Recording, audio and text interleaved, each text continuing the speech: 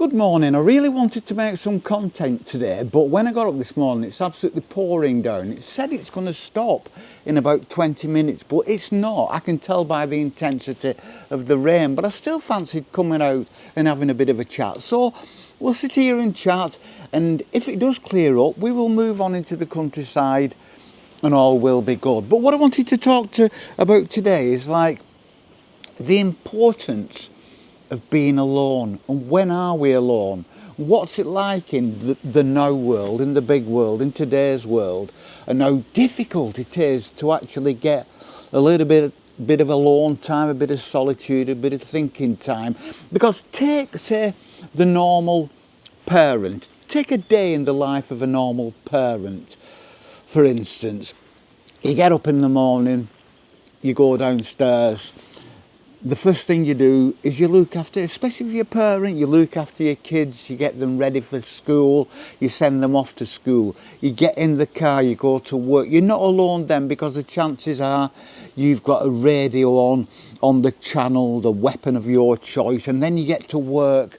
And when you're at work, you're with other people all day, and it's actually a persona. Your work persona is different to your home persona, so you've got this work persona for 8 hours, and they're there with people who you would never actually choose to be friends with anyway, for the most part.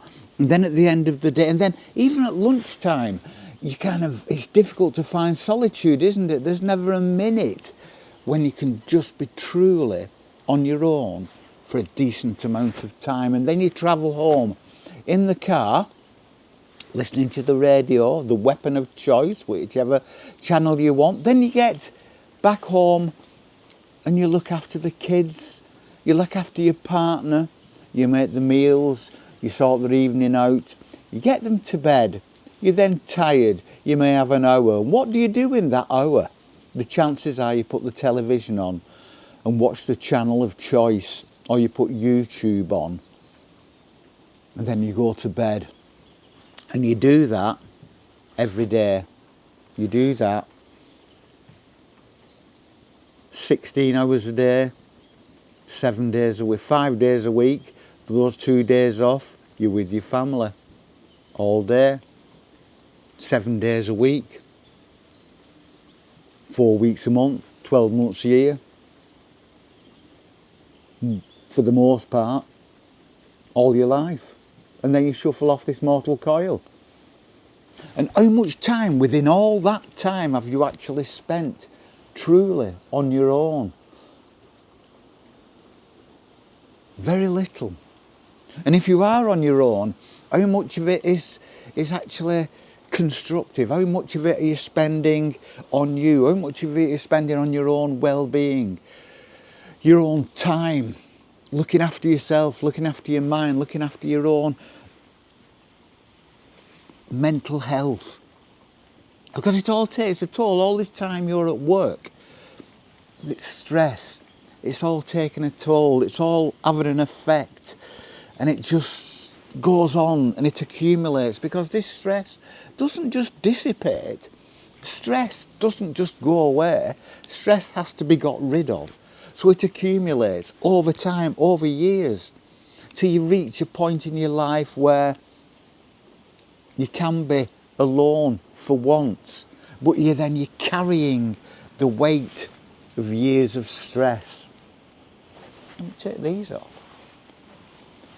You're carrying the weight of stress with you that you've not got rid of. And by that time, it's ingrained, isn't it? It's ingrained in your personality. It's ingrained in you. And then it's with you for your final years. Does it have to be like that? I don't believe it does. It's difficult. And your own time on your own will be limited. But it can still be great. It can still be useful. And it can still make your life a lot better. I know, because I've been down that road. I've not led a completely stressful life.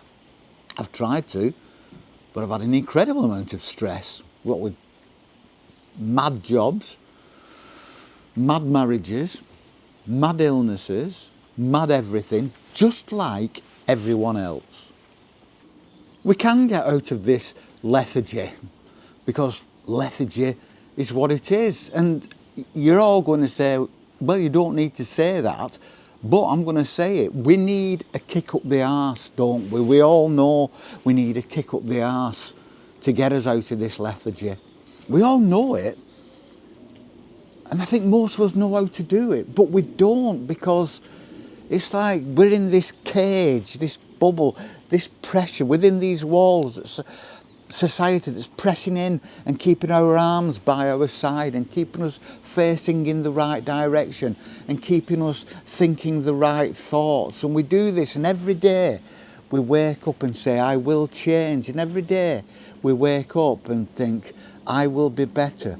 I will make my mind better. I will make my circumstances better. And we say this every day, forever. And very few of us actually do it. We wake up and say it, then we go through the routine and the ritual, and then we say it again the day after, and then we go through the routine and the ritual, and then we say it again the day after, and that goes on. And then you reach a point in your life when you look back and your kids have flown the coop, your working days are over, you can retire, and you look back and you think, where am I? What did I do? Why didn't I do the things I said I was going to do every day of my life? Where did it all go? And you can think that, and I've thought that, but you can think that and also think, yeah, but I like where I am. But it all needs just a bit of time every day by yourself.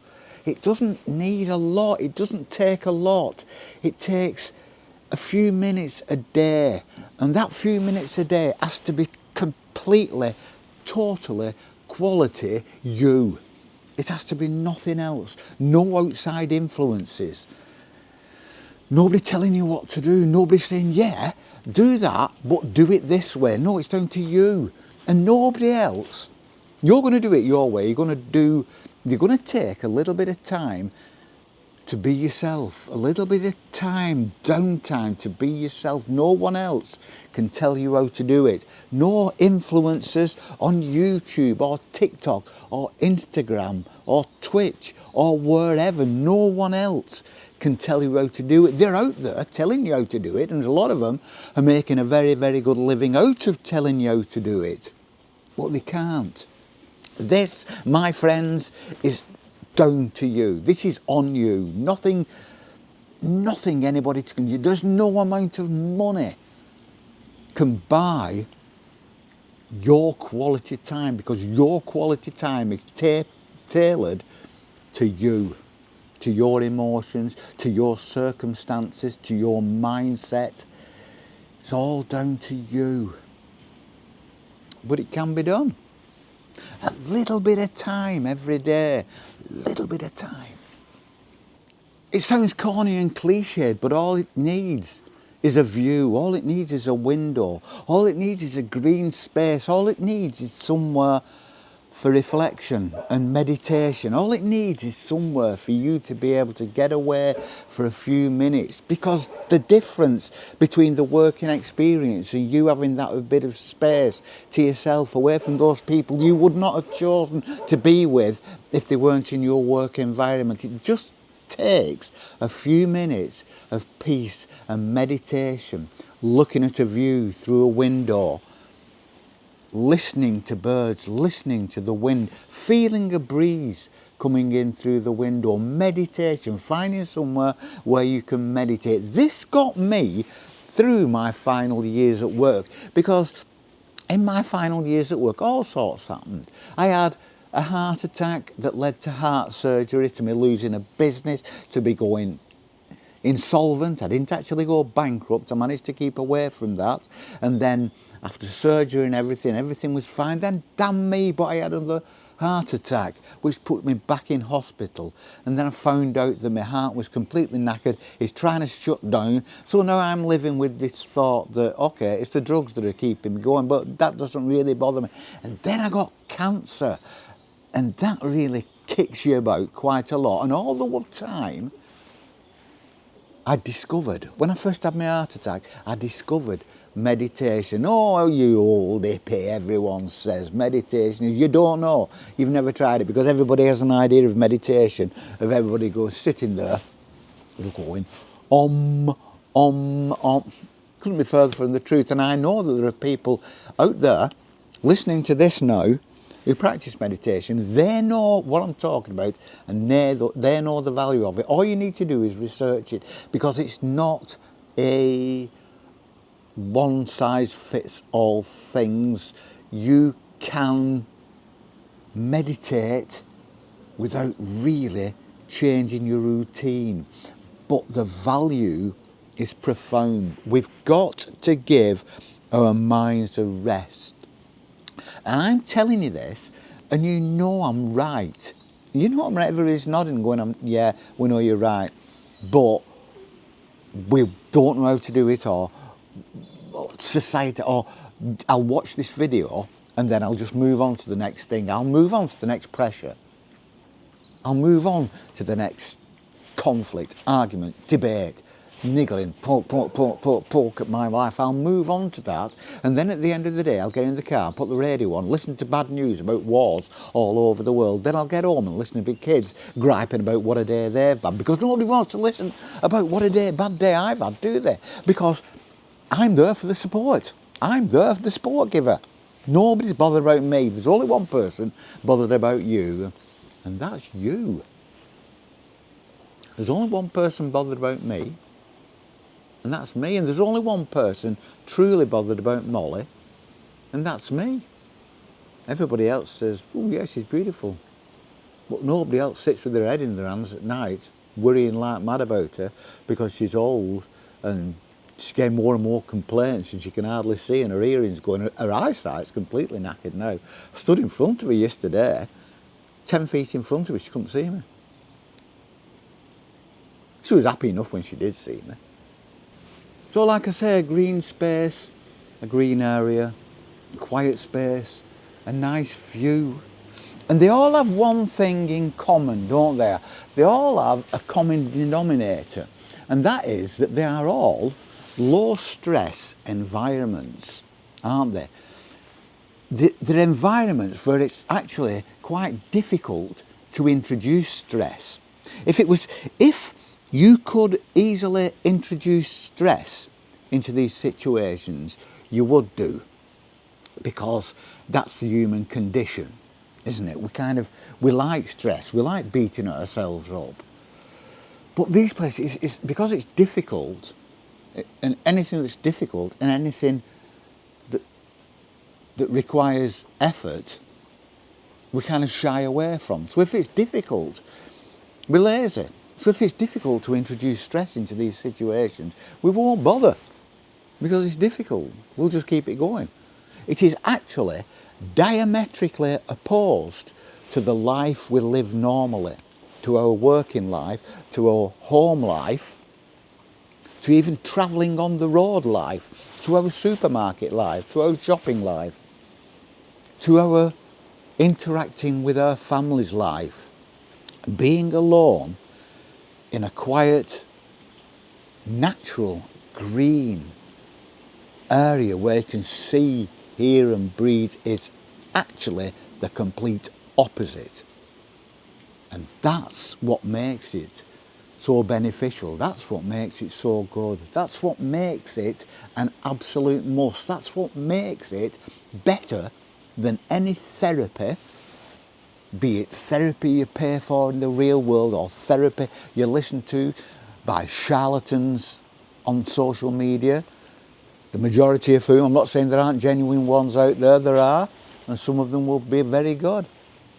But the majority, they're only doing it for likes and clicks and to bolster their ego. That's all. That's another human condition, ego. The search for affirmation, the search for approbation, the search for people to tell you that you're a good boy and you're a good girl and you're doing good stuff. And that makes you feel good. And to find this, you don't have to book a long haul flight or an expensive hotel. All you need to do is find happiness and freedom in your own head. Just like we did when we were kids. You need to take your mind back to your childhood default mode, default settings, childhood default settings, when your mind was like a sponge, when it was receptive but innocent and reveling in pleasure and good feelings and good stimuli. So basically we're just clearing our minds to a juvenile default, aren't we, where good vibes thrive and bad vibes are banished. That's all. If you can just find that, and you don't have to do it, not for long. Every minute you are in a state of mental well-being is like an hour of stress. It banishes an hour's worth of stress. So you only need a few minutes, half an hour of real me time, of real thinking for yourself time, meditation time, quiet reflection time. Be it sitting in a room, walking in a woodland, sitting in a park, gazing through a window. All you need, listening to some nice music or even some nice earth sounds like waves or bird song. You don't need long, because every minute of that banishes an hour of stress. I've been there, I know, I've been there. Nobody can make you. You do you. But don't come back in 20 years when it's all mounted up and your kids have buggered off and you've got all the time in the world to be on your own. But your head is so battered by years in the ring with life, and life being 10 times bigger than you are, hitting you around the head. Don't come back then, because you just need to get in the habit, in the routine, of looking after yourself for a few minutes a day. Not a long time, a few minutes a day. Meditate, reflect, take in good vibes, banish bad vibes.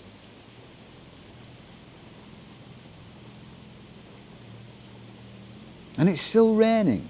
It's still absolutely pouring down, but it's very pleasant. I'm going to have to go for a walk, because I was hoping Molly would just have a wee and do what she needs to do around here, but she's not. Mr. Motorbike there making a lot of noise. But she's not, she's just sitting here behind me, just staring at the grass. So we're going to have to go and make a wee, although she hates the rain. But we're going to get wet. Then we're going to go home and get changed, and all will be good. But when we're out here now, we may only be walking for about 20 minutes, because I don't want to get too drenched, because she hates the rain and she gets cold very quickly, especially with her arthritis. So we're going to go out there, but every minute I'll have a clear mind. I'll be doing walking meditation. I'll be gazing at the trees. I'll let my mind just go out to the countryside around me. And I will feel better, and it will do me good, and it is good for me. And it's good medicine, and I know it is, and you know it is. And you know it is. And we shall see you all on the flip. Peace and love.